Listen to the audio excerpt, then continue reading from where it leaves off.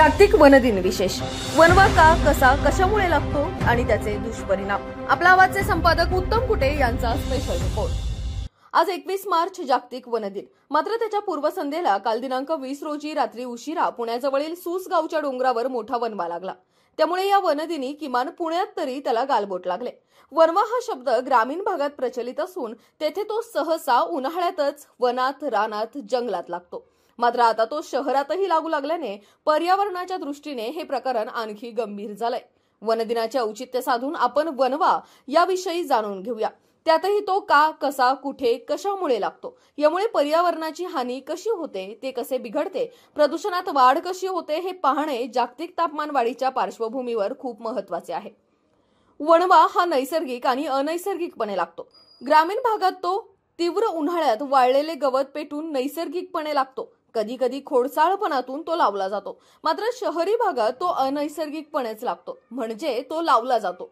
मानवी चुकीमुळे लागतो. या वर्षाच्या पहिल्याच महिन्याच्या सुरुवातीस राज्याचे उच्च तंत्र शिक्षण मंत्री चंद्रकांतदादा पाटील यांच्या कोथरूड मतदारसंघात म्हातोबा, पाषाण आणि महात्मा टेकडीवर त्यांनी आपल्या वाढदिवशी गेल्या वर्षी लावलेली अनेक झाडे ही यावर्षी जानेवारीत जाळण्यात आली.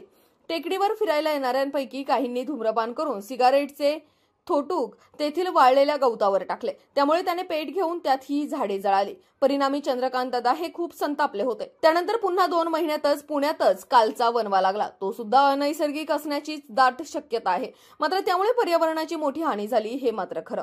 यावर्षी जानेवारीतच अमेरिकेच्या कॅलिफोर्निया राज्यातील जंगलाला प्रचंड वनवा लागला. तो एवढा भीषण होता की अमेरिकेसारख्या प्रगत देशाला सुद्धा तो 6 दिवस विझवता आला नाही. त्यामुळे अपरिमित नुकसान झालं. वनवा म्हणजे जंगलातील आग. ही एक गंभीर नैसर्गिक आपत्ती आहे जी पर्यावरण, वन्यजीव आणि मानवी जीवनावर नकारात्मक परिणाम करते.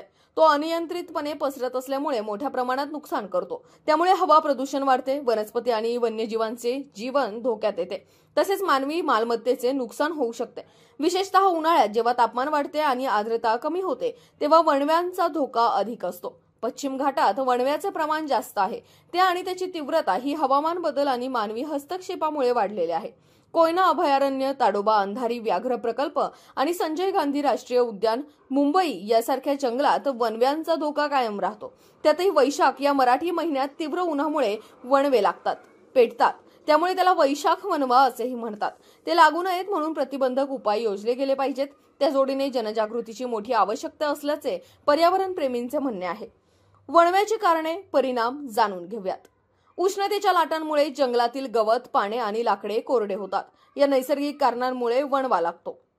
वणव्याची मानवी कारणे: जंगलात किंवा शेतात फेकलेली सिगारेट किंवा बिडी, शिकार किंवा पर्यटनादरम्यान केलेली निष्काळजी कृती यामुळे आग लागू शकते. विशेषतः उन्हाळ्यात या कारणांमुळे वणव्यांची शक्यता अधिक असते. अनेक शेतकरी शेतीतील अवशेष जाळतात. त्यातून कधी कधी आग नियंत्रणाबाहेर जाऊन जंगलात पसरते आणि मोठा वणवा तयार होतो. अवैध शिकार आणि लाकूड तोड करणारे लोक, शहरीकरण आणि जंगलात बांधकाम, हवामान बदलाचा परिणाम. हवामान बदलामुळे तापमान वाढले असून उन्हाळ्याचा काळ अधिक उष्ण आणि कोरडा झालाय. त्यामुळे वणव्यांची तीव्रता आणि पसरण्याची क्षमता वाढते. दुसरीकडे पावसाचे प्रमाण कमी झाल्याने आणि आर्द्रता घटल्याने जंगलात गवत, पाने आणि इतर वनस्पती कोरड्या होतात. या परिस्थितीत अगदी लहान ठिणगी सुद्धा मोठा वणवा तयार करते. दुष्काळी परिस्थितीत जंगलातील झाडे आणि गवत कोरडे होऊन वणवा लागतो. वणव्याचे दुष्परिणाम: पर्यावरण, समाज आणि अर्थव्यवस्थेवर गंभीर परिणाम होतो. मोठ्या प्रमाणात विनाश करते. मोठ्या प्रमाणात झाडे, गवत आणि इतर वनस्पती जळतात. जैवविविधतेचे नुकसान होते. वनस्पती जळाल्यामुळे जमिनीची धूप वाढते. वन्यजीवांचा अधिवास नष्ट होतो. प्राणी स्थलांतर करतात किंवा मृत्युमुखी पडतात. विशेषतः पक्षी आणि लहान प्राण्यांवर मोठा परिणाम होतो. वातावरणात मोठ्या प्रमाणात धूर, कार्बन डायऑक्साईड आणि अन्य विषारी वायू उत्सर्जित होतात, ज्यामुळे हवा प्रदूषण होते. यामुळे श्वसन विकार, डोळ्यांची जळजळ आणि इतर आरोग्य समस्या उद्भवू शकतात. धूर आणि राख जलस्रोतांमध्ये मिसळल्यास जलप्रदूषण वाढते.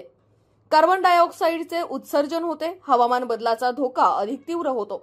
तापमान वाढण्यास मदत करू शकते. जंगले पुनर्जीवित होण्यास अडथळे येतात. नवीन रोपांची वाढ थांबते आणि मातीतील पोषण तत्वे नष्ट होतात. मानवी जीवितास धोका निर्माण होतो.